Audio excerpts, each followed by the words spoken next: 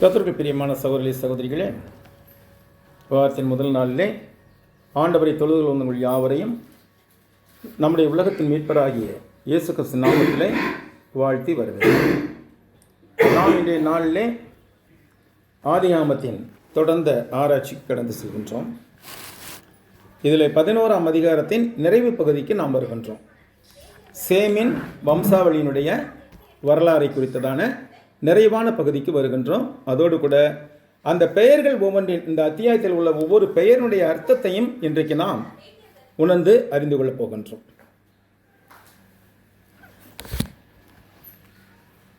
பதினோராம் அதிகாரத்தில் 27 வசனம் வரைக்கும் பார்த்தோம்.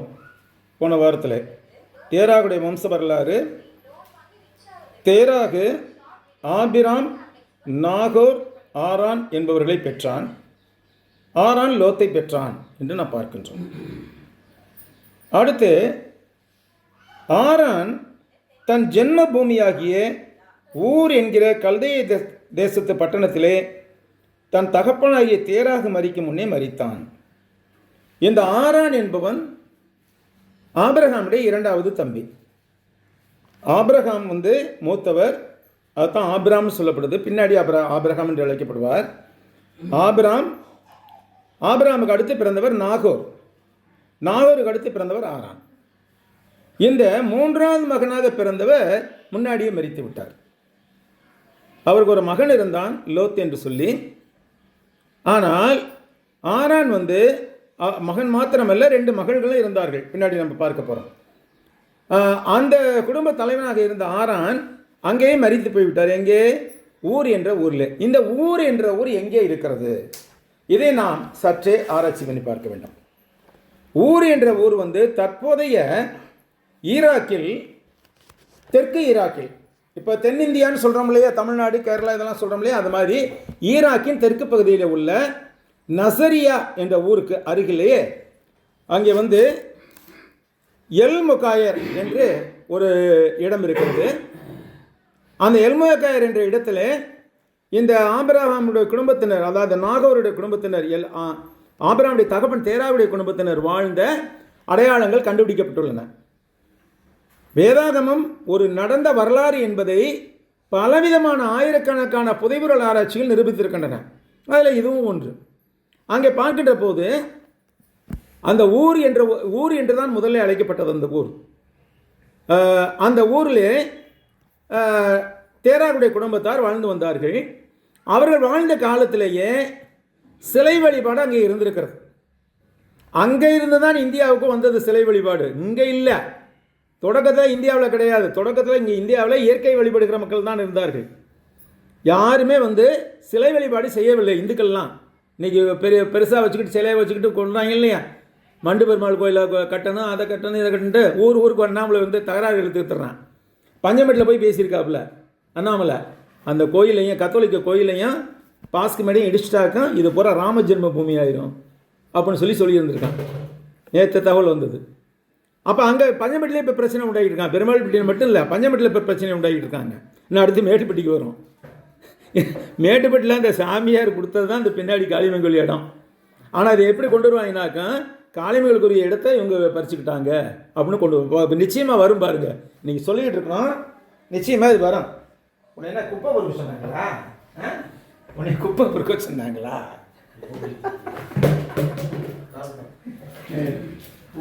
போய் உட்காரு, அம்மாட்ட உட்காரு.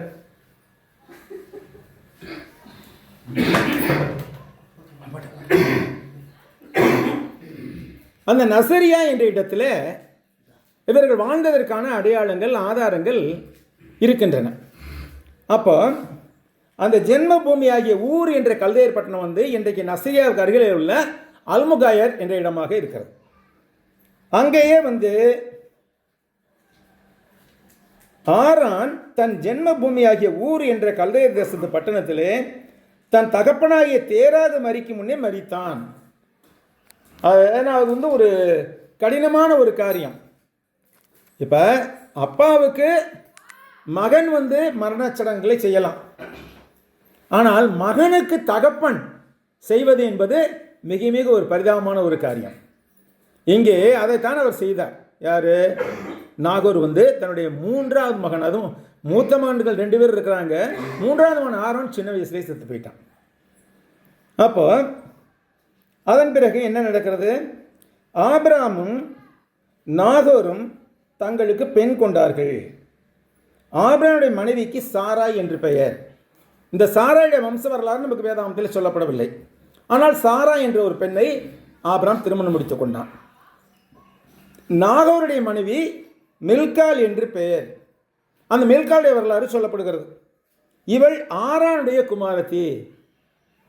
யார் ஆரான்? ஆரான் யாரு? செத்து போனான் இல்லையா? அவன் யாரு? ஆபிரகாமுக்கும் நாகோருக்கும் என்னது அவன் முறை? என்ன வேணும்? தம்பி. அவனுடைய மகளை கல்யாணம் முடிச்சிருக்காங்க.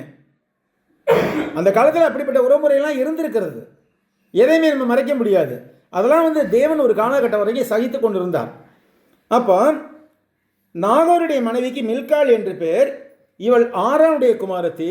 அந்த ஆரான் மில்காளுக்கும் இஸ்காளுக்கும் தகப்பன். இதை பற்றி இன்னும் ஆராய்ச்சி செய்ய வேண்டும். இப்போதைக்கு நேரம் இல்லை. நான் என்னவென்று ஆராய்ச்சி செய்து நான் முடிவை சொல்லுகிறேன் உங்களுக்கு.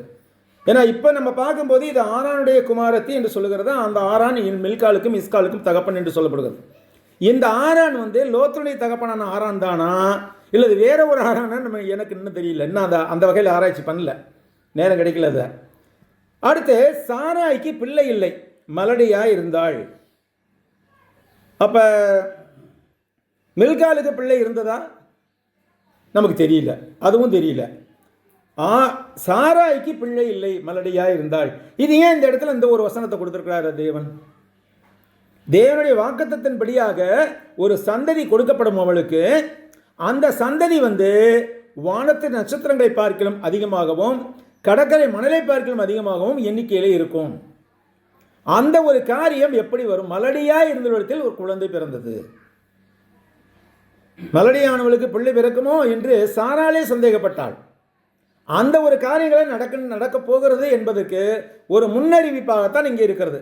சாராய்க்கு பிள்ளை இல்லை, மலடியாய் இருந்தாள். அப்ப தேராக என்ன செய்தாரு?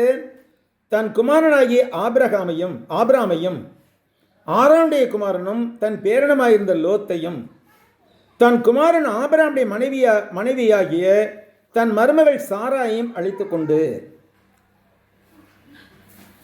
தேராக ஆபிரகாமை அழைத்துக் கொண்டார், லோத்தை அழைத்துக் கொண்டார், சாராயை அழைத்துக் கொண்டார். அப்போ இன்னொரு மகன் இருந்தானே, தேராவுடைய இன்னொரு மகன் நாகோர் இருந்தான் இல்லையா? அந்த நாகோரை பற்றியோ ஆரானுடைய மற்ற மகள்களை பற்றியோ ஒன்றுமே சொல்லப்படவில்லை. இங்கே அதனால் அழைத்து கொண்டவன் சொல்லலை. இது காரணம் என்னவாக இருக்குன்னு நம்ம யோசித்து பார்ப்போம். ஏனென்றால் அந்த நகரம் வந்து ஒரு சிலை வழிபாட்டிடமாக இருந்தது. எல்லா சிலைகளையும் வைத்துக்கொண்டு வணங்கி கொண்டிருந்த ஒரு நகரமாக இருந்தது. ஆனால் அந்த சிலை வழிபாட்டிடத்தில் இவர்கள் வந்து யாரு? ஆபிரகாமுடைய தகப்பன் இருக்கான் இல்லையா?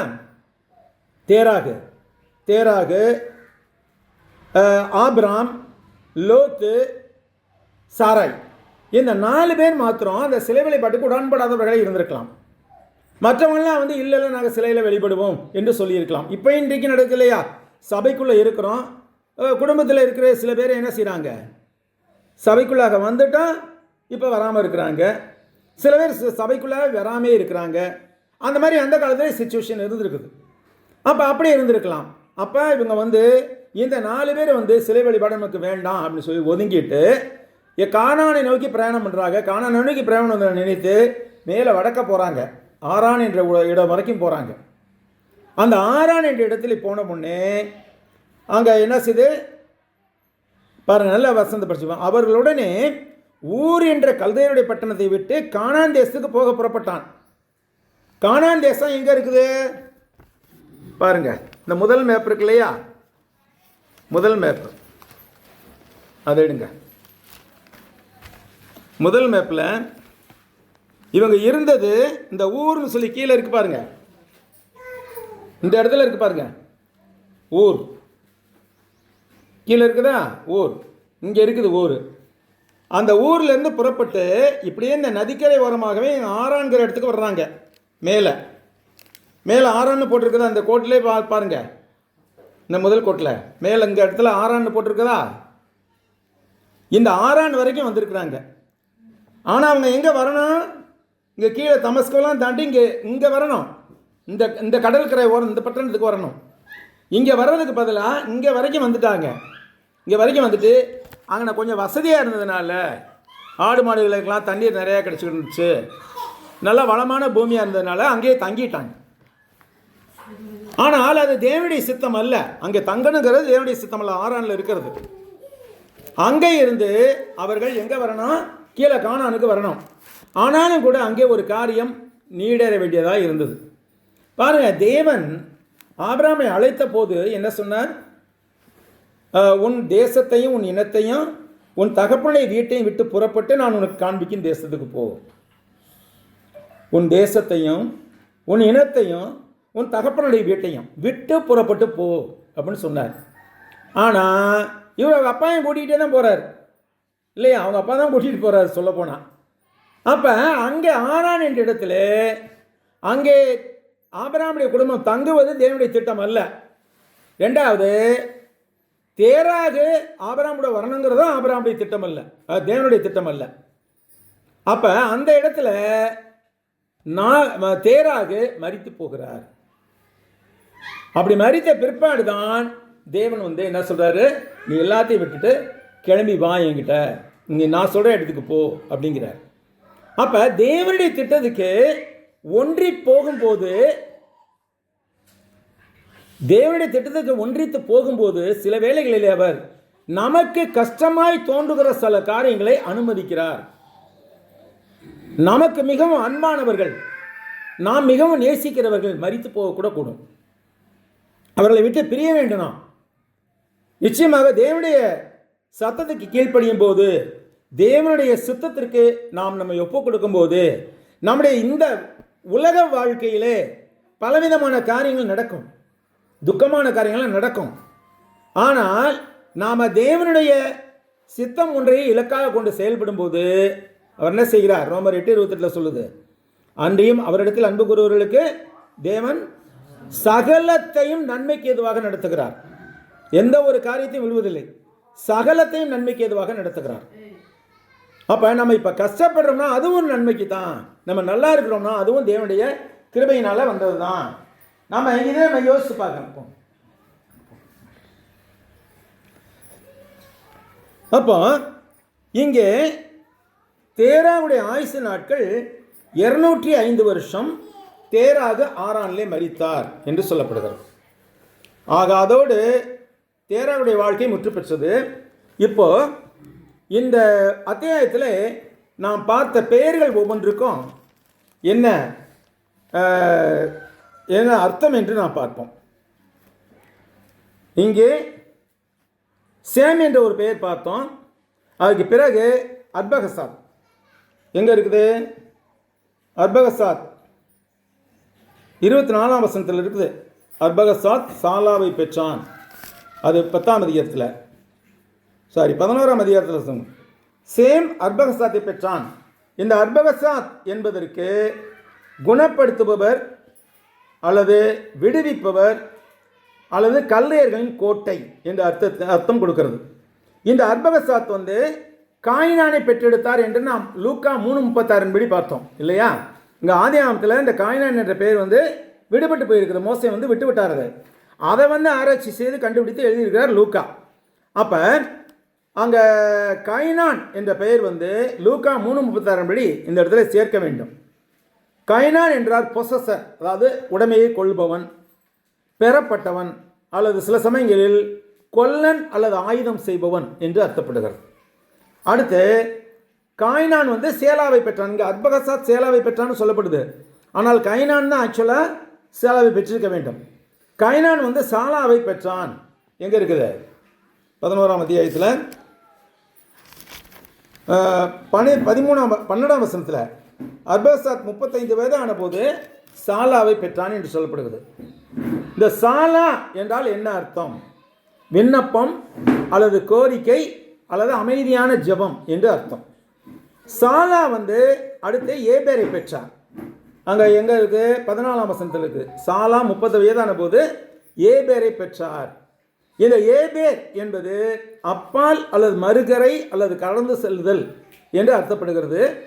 அவர் ஒருவேளை இந்த ஜனங்களுடைய பாபேல் கோபுரம் கட்டுற அந்த கட்டுமான பணிகளில் ஒத்துழைக்காமல் அப்பால் சென்று விட்டார். அதனால் அவருக்கு அந்த ஏபேர் என்ற பெயர் வந்திருக்கலாம். அடுத்து பார்க்கும்போது இந்த ஏபேர் என்ற பெயரில் இருந்தால் எபிரேயர்கள் என்ற பெயர் வந்தது. ஏன்னாக்கா இந்த ஏபேர் நான் ஏற்கனவே சொல்லியிருக்கிறேன், ஏபேர் என்பவர் கட்டுமான பணிகளை ஒத்துழைக்கவில்லை, பாபில் கோபுர கட்டுமான பணிகளை ஒத்துழைக்கவில்லை. அதே அங்கே மக்கள் எல்லாரும் பேசிய மொழி அவரிடத்தில் தக்க வைத்துக் கொள்ளப்பட்டது. மற்ற மக்கள் எல்லாம் பேசிய மொழி குழப்பமாகிவிட்டது. மற்ற மக்கள் பேசிய மொழியெல்லாம் மாறுபட்டது.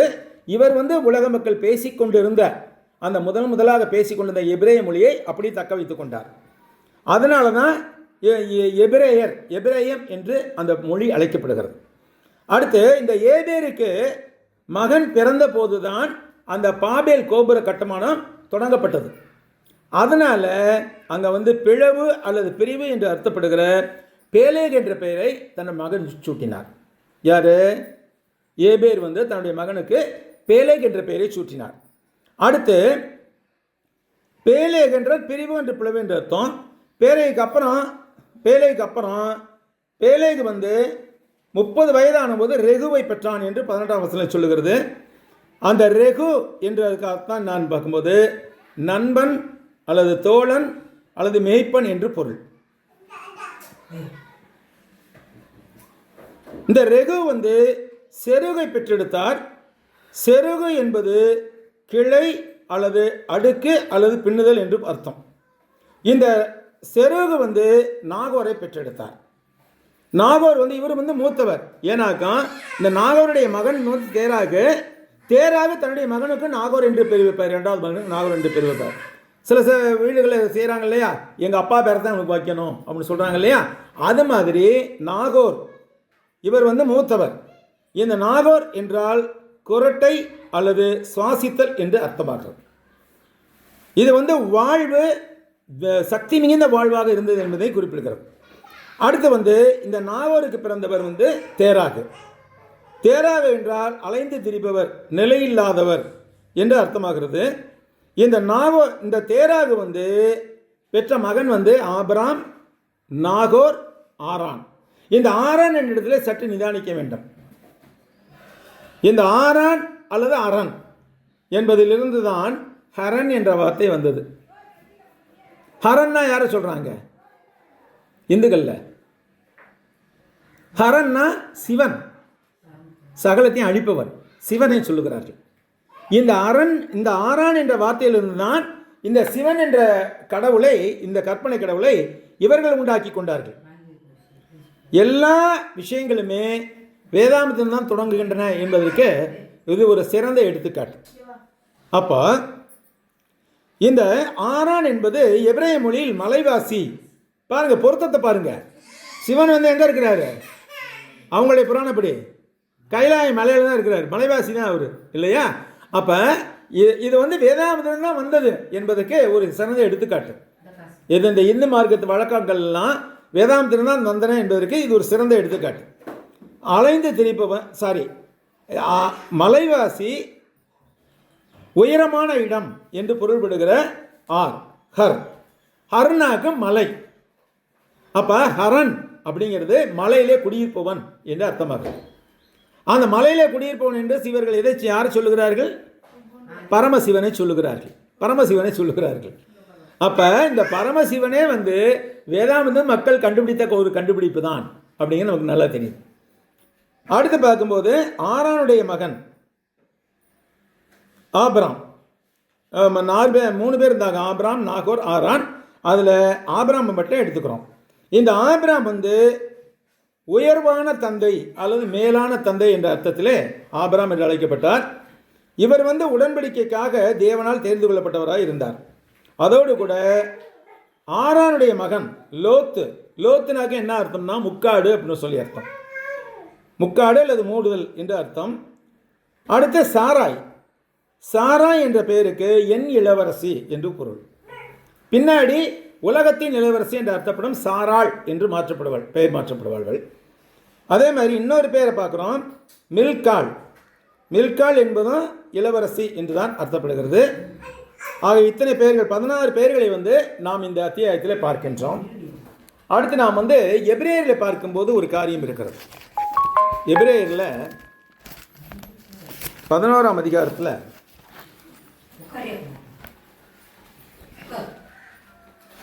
7ஆம் வசனம் பாருங்களேன். Hello hello. விசுவாசத்தினாலே நோவா தற்காலத்திலே காணாதவளை குறித்து தேவ எச்சரிப்பு பெற்று பயபக்தியுள்ளவனாகி தன் குடும்பத்தை ரட்சிப்பதற்கு பிழையை உண்டு பண்ணினான். அதனால் அவன் உலகம் ஆக்கினைக்குள்ளான தீர்த்து விசுவாசத்தினால் உண்டாகும் நீதிக்கு சுதந்திரவாளியானான். யாரு? நோவா. இந்த நோவாவின் இடத்திலிருந்து தான் எல்லா சந்தைகளும் பிரிந்து வருகின்றன என்பதனாலே இந்த இடத்துல இந்த வசனத்தை ஆராய வேண்டியது அவசியமாக இருக்கிறது. அதுக்கு முந்தின வசனம் என்ன சொல்லுது? விசுவாசம் இல்லாமல் தேவனிடத்தில் பிரியமாக இருப்பது கூடாத காரியம். அதுக்கு முன்னேவே விசுவாசம் என்பது இந்த அதிகாரத்தின் தொடக்கத்தில் நம்பப்படுகளின் உறுதியும் காணப்படாதவர்களின் நிச்சயமாய் இருக்கிறது. ஆக அப்படிப்பட்ட விசுவாசத்தை கொண்டிருந்த அந்த நோவா போ அந்த நோவா தற்காலத்தை காணாதவளை குறித்து என்ன காணலை? அந்த காலத்தில் மக்கள் நோவாவின் காலம் வரை இதை பார்க்கவில்லை, மழையை பார்க்கல இல்லையா? மக்கள் நோவாவின் காலம் வரை மழையை பார்த்ததே கிடையாது. மழையை பெய்யல, என்னன்னே தெரியாது. அப்போ எப்படி பயிர்களெல்லாம் வளர்ந்தது? மூடு பனி எழும்பி பூமியை நனைத்தது. அந்த ஈரத்திலேயே பயிர்கள் வளர்ந்து கொண்டிருந்தது. அப்போ அவ்வளோ பனி பெஞ்சிருக்குது அந்த காலத்தில். இன்னைக்கு காலையில் பனி நிறையாங்கிறோம் நம்ம. இதெல்லாம் சும்மா. அப்போ அந்த காலத்தில் எப்படி இருக்கு? பனி பெஞ்சே செடி வளர்ந்துச்சுன்னா எவ்வளோ பனி பெஞ்சிருக்கும் யோசிச்சு பாருங்க. இவர் சார் ஜிம்மு கூட சொல்லுவார், வருப்பா நான்லாம் சின்ன பிள்ளையா இருக்கிறப்ப 4 அடி 5 அடி உயரத்துக்கு இருக்கும் பனி. பனி பெய்யுது இல்லையா? பனி 5 அடி உயரம் இருக்குமா. அப்படியே உறைஞ்சு போய் 5 அடி உயரத்துக்கு பனிக்கட்டியாக இருக்குமா. அதை பூரா வெட்டி எடுத்து சரி பண்ணணுமா. அப்போ தான் கார் போகும், எல்லாமே போகுமா. அவர் சின்ன பையன். இப்போலாம் அந்த மாதிரிலாம் இல்லை, 1 அடி வர்றதே கஷ்டமாக இருக்குது அப்படிங்கிறார். அப்போ 1 அடி பனினாவே நமக்கு எடுத்து முடியாது. அப்போ 5 அடி பனி இருந்துச்சா எப்படி இருந்திருக்கும் யோசிச்சு பாருங்க. அப்போ நோவாவின் காலத்தில் எப்படி பனி பெஞ்சிருக்கும்? பயங்கரமான பனியாக இருந்திருக்கும். அது மூடு பனி எழும்பி பூமியை நனைத்தது. அதன் மூலமாக மழை பெய்து கொண்டிருந்தது. அதன் மூலமாக பயிர்கள் வளர்ந்து கொண்டிருந்தது. ஆனால் மழை என்ற ஒன்றையே பார்த்திராத மக்களிடத்தில் வானத்திலிருந்து தண்ணி ஊற்ற மழையாக பெய்யும்னு சொன்னால் யாராவது நம்புவாங்களா? நம்ப மாட்டாங்க. ஏன்னாக்க உனக்கு கிறுக்கு பிடிச்சிருச்சா? என்னைக்காவது வானத்திலிருந்து தண்ணி ஊற்றி இருக்குதா கேட்பாங்க இல்லையா? தேவன் படைத்த போது என்ன செய்தார்? தண்ணீரில் ஒரு பங்கு பிரித்து வானம் இங்கே ஆகாயவிற்கு மேலே வைத்தார். மீத தண்ணீரை இங்கே ஒரு இடத்துல ஒன்று சேர்த்தார் இல்லையா? அந்த ஒன்று சேர்த்த தண்ணீர் அங்கேயே தான் நின்று கொண்டு இருக்கிறது. எப்போ? நோவாவின் காலம் வரை கீழே வரவே இல்லை. ஆனால் மழை பெய்யும் என்று தேவன் சொன்னதனாலே நோவா அதை விசுவாசித்தார். அவர் விசுவாசத்தின்படியே மழை பெய்தது. மழை பெய்த போது தான் மக்களுக்கு புரிந்தது. பிரியமானவர்களே, இனி பூமியானது எப்படி அழிக்கப்படும்? என்ன செய்யும்? அழிக்கப்படும் போது என்ன செய்யும்? வானத்திலிருந்து அக்கினியும் கந்தகமும் இறங்கும். அதுக்கு ஒரு எடுத்துக்காட்டு இருக்குது. சோதம் போகிற பட்டணங்கள் எப்படி அழிக்கப்பட்டன? கத்தராலே வானத்திலிருந்து அக்கினியும் கந்தகத்தையும் இறங்க பண்ணினார் என்று சொல்லப்படுது. சிறிய உதாரணம், கடைசி நாள் பூமி எப்படி அழிக்கப்படும் என்பதற்கு. அப்போ முன்னாடி மழை என்றைக்குமே பெஞ்சதில்லை.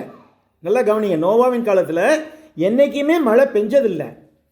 பெய்யாமல் இருக்கிற போது அவர் பெய்யும்னு சொன்னதை கிறுக்குத்தனம்னு சொல்லலாம். ஆனால் வானத்திலிருந்து அக்கினியும் கந்தமும் ஒரு முறை இறங்கினது உண்மைதானே? சோதம் குமர பட்டணம் மேலே இறங்கினது உண்மைதானே? இன்றைக்கும் அந்த சோதம் குமர பட்டணங்கள் அந்த அழிவுக்கு சாட்சியாக இருக்கின்றன. அதில் தப்பி போனவர் யார்? லோத்தினுடைய மனைவியெல்லாம் தப்பி போனாங்க இல்லையா? அதில் அந்த உப்பு தூணானா இல்லையா? லோத்தின் மனைவி உப்பு தூணானா இல்லையா? அந்த இடம் இன்னைக்கு இருக்குது. அந்த உப்பு தூண் அப்படியே நின்றுக்கிட்டு இருக்குது. அதை ஒரு குகை மாதிரி கட்டி அதுக்குள்ளே வச்சுருக்காங்க.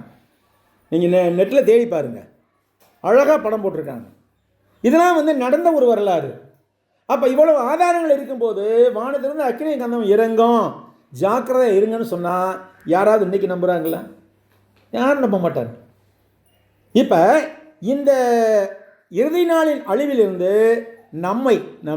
நம்முடைய ஆவி ஆத்மாவையும் ஆவிக்குரிய ஒரு சரீரத்தையும் காத்து கொள்ளக்கூடியது எது? நாம் இருக்கிற சபை. இந்த சபை என்பது நோவா கட்டின பேழை என்பது இந்த சபைக்கு முன்னடையாளமாக இருக்கிறது. அது எங்கே வருகிறது? 1 பேதுருல சொல்லுகிறேன். 1 பேதுரு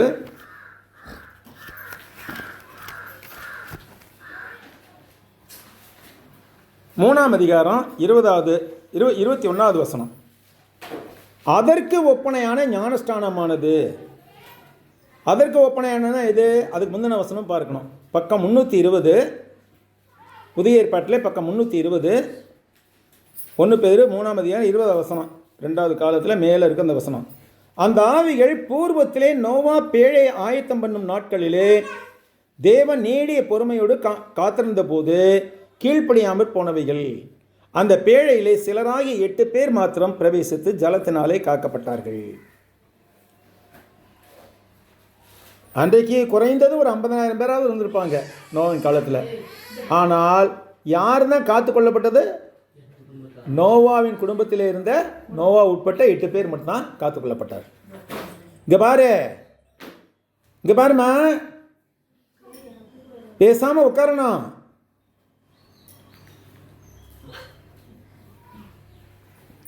அந்த பேழையிலே சிலராகி 8 பேர் மாத்திரம் பிரவேசித்து ஜலத்தினாலே காக்கப்பட்டார்கள். மற்ற மனிதர்களுக்கு அந்த ஜலம் என்னத்தை கொண்டு வந்தது?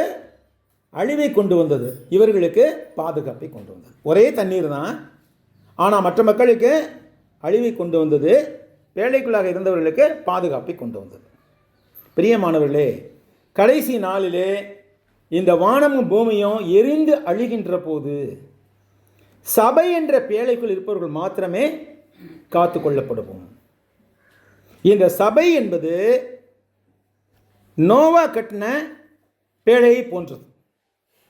இந்த நோவா கட்டின பேழை என்பது சபைக்கு முன்னடையாளமானது. இந்த சபை என்பது இந்த உலகத்தின் அழிவிலிருந்து மக்களை காத்து கொள்வதற்காக இயேசு கிறிஸ்து தம்முடைய சொந்த இரத்தத்தை கொடுத்து கட்டப்பட்ட ஒரு காரியமாக இருக்கிறது. அப்போ அதற்கு ஒப்பனையான ஞானஸ்தானமானது எது? அவர்கள் 8 பேர் வந்து பேழையில் பிரவேசித்து காக்கப்பட்டார்கள் இல்லையா? அப்போ அவர்கள் பெற்றுக்கொண்டது ஒரு ஞானஸ்தானம் என்று சொல்லப்படுகிறது. அவர்கள் வந்து பேழைக்குள்ளாக இருக்கிறார்கள், முற்றிலுமாக தண்ணீர் போட்டு அங்கே மூடிக்கொண்டிருக்கிறது. அப்போ அவர்கள் மாத்திரம் இந்த பேழைக்குள்ளாக ஒரு ஒப்பனையான ஒரு ஞானஸ்தானத்தை பெற்றுக்கொண்டார்கள். அதற்கு ஒப்பனையான ஞானஸ்தானம் நாம் பெற்றுக்கொள்கிறோம். ஞானஸ்தானம் பெற்றுக்கொள்கிற போது சபைக்குள்ளாக பிரவேசிக்கிறோம். சபைக்குள்ளாக பிரவேசிக்கிற போது இது வந்து மாமிச அழுக்கை நீக்குதல் அல்ல, மாறாக தேவனை பற்றும் நல்மனசாட்சியின் உடன்படிக்கையாக இருந்து இயேசு கிறிஸ்துவின் உயிர்த்தெழுந்ததினால் நம்மை ரட்சிக்கிறது. அப்போ இந்த உலகத்திலே வாழ்கின்ற பொழுது யாரெல்லாம் சபைக்குள்ளாக பிரவேசிக்கின்றார்களோ அவர்கள் மாத்திரமே நித்தியத்திற்கும் காத்து கொள்ளப்படுவார்கள். சபைக்கு புறம்பே இருக்கிறவர்கள் பேழைக்கு வெளியே இருந்தார்கள் இல்லையா? பேழைக்கு வெளியே இருந்தவர்கள் என்ன ஆனார்கள்? முற்றிலுமாக தண்ணீரில் அழிக்கப்பட்டார்கள். அதே போன்று சபை என்ற பேழைக்கு வெளியே உள்ளவர்கள் முற்றிலுமாக தேவனால் நிராகரிக்கப்படுவார்கள். இதை சொன்னாங்க நம்ம கிறுக்கேன் அப்படிங்கிறாங்க. அப்போ நீ உங்கள் சபை மாட்டு தானே பரலோகத்துக்கு போகும், நாங்கள்லாம் போக மாட்டோம். நம்மளை கிண்டல் பண்ணுறதுமே பேசுகிறாங்க. வருகை நாளில் தான் தெரியும். இப்போ கிண்டல் பண்ணியிருக்கவங்களாம் வருகை நாளில் எங்கே இருப்பாங்க அப்போ அப்படிங்கிறப்ப பார்க்க முடியும். நிச்சயமாகவே சொல்லுகிறேன், இயேசு கிறிஸ்து கட்டியிருந்த ஒரே சபை தான் அது, நாம் இருக்கின்ற கிறிஸ்துவின் சபை என்று சொல்லப்படுகிறது. ஆனால் இங்கே என்ன செய்கிறாங்க? உலகத்தில் என்றைக்குமே பொய்க்கு தான் பெரிய மதிப்பாக இருக்குது. ஒரு காலத்தில் ஹாங்காங்கில் நம்ம நாட்டு பணம் 100 ரூபா நோட்டு அடித்து கொண்டு வந்தாங்களாம். அங்கே ஹாங்காங்கில் பிரிண்ட் பண்ணி இங்கே கொண்டு வந்தாங்க. அந்த நோட்டையும் நம்ம நோட்டையும் எடுத்து வச்சாக்க, நம்ம கவர்மெண்ட் அடித்த நோட்டையும் எடுத்து வச்சாக்க, நம்ம கவர்மெண்ட் அடித்த நோட்டு தான் கள்ள நோட்டுன்னு சொல்லணுமா? அந்த அளவுக்கு பெர்ஃபெக்டாக இருக்குமா? இது கள்ள நோட்டு. கள்ள நோட்டு நல்ல நோட்டோட பெர்ஃபெக்டாக இருக்குமா? அது மாதிரி தான் இன்றைக்கி சபைகள் இருக்குது. கிறிஸ்து உண்டாக்கின சபையிலிருந்து பிரிந்து போன சபைகள் தங்களுடைய ஆடம்பரங்கள், ஆர்ப்பாட்டங்கள், திருவிழாக்கள், மனம் போன போக்கின்படி நடந்து கொள்ளலாம் என்ற ஒரு சுய கட்டுப்பாடு இல்லாத காரியங்கள் இதெல்லாம் கொடுத்து ஏராளமான மக்களை கவர்ந்து கொண்டு வருவது. லட்சக்கணக்கான மக்கள் இப்போ கோடிக்கணக்கான மக்கள் இங்கே போகிறார்கள். நியூயார்க்கில் நேற்றைய தினத்து முந்தா நாள் வரிசையாக தேராக போய்கிட்டு இருக்குது. ஒரு தேரில் வந்து கப்ரியேல் சமனசு மரியாளுக்கு மங்கள வார்த்தை சொன்னது. அப்புறம் ஒரு தேரில் வந்து இயேசு கிறிஸ்து பிறந்திருக்கிறார். இன்னொரு தேரில் மெய்ப்பர்கள் வந்து பார்க்குறாங்க. இன்னொரு தேரில் 3 ராஜாக்கள் வர்றாங்க. இப்படியே வரிசையாக டிரைவிங் அத்தனை வெஹிக்கிள் தான். இங்கே வைக்கிற தேர் மாதிரி இங்கே சப்பரம் சொல்லிக்கா அந்த மாதிரி இல்லை, நவீன சப்பரம். அது ஓட்டு ஒரு 3 நிமிஷம் அந்த வீடியோ ஓடுது. நியூயார்க்கு எந்த நகரம்? அறிவிலையும் செல்வத்திலையும் பெருத்த நகரம். அங்கேயும் இந்த ஜனங்கள் இப்படி செஞ்சுட்டு இருக்காங்க. அப்போ எந்த அளவுக்கு சாத்தான் இந்த மக்களுடைய மனக்கண்களை குருடாக்கியிருக்கான் என்பதை பார்க்க வேண்டும். ஏன்னாக்கா இந்த காணுகின்ற காட்சியைத்தான் பெரிதாக நினைத்து கொண்டிருக்கிறது இந்த கத்தோலிக்க உட்பட மற்ற மார்க்கங்கள். ஆனால் உண்மையான மனம் திரும்புவதற்கு மக்களை அழைப்பதே கிடையாது. உலகமும் யாரைத்தான் கிறிஸ்தவன் சொல்கிறாங்க? அந்த ரோமன் கத்தோலிக்கத்தையும் புரொட்டஸ்டாண்டையும் பெந்தகோஸ்தையும் தான் கிறிஸ்தவனை ஏற்றுக்கிறாங்க. இந்த 3மே இப்படிப்பட்டது. தேவனுடைய மார்க்கத்தை வந்து பிரிந்து போனவர்கள் அவங்கள தான் கிறிஸ்தவனை ஏற்றுக்க. நம்ம போய் சொன்னோம்னாக்க நீங்கள் கிறிஸ்தவங்களா? எங்கே இருக்கு உங்கள் ஹெட் குவார்ட்டர்ஸு?